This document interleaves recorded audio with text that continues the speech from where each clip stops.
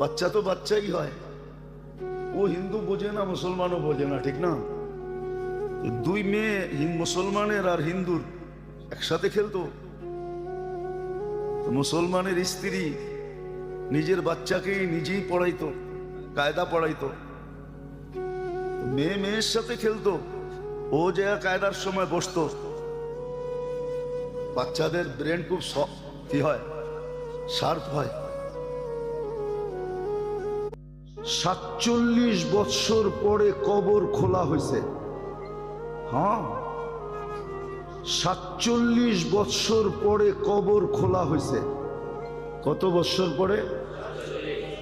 47 বৎসর পরে সুলতান মাহমুদ গজনবী রহমতুল্লাহ আলাইহির কবর খুলা দেখছে, যেমন রাখছিল অমনি রাখা আছে, কাপড়ে মাটির একটু দাগও লাগে নাই,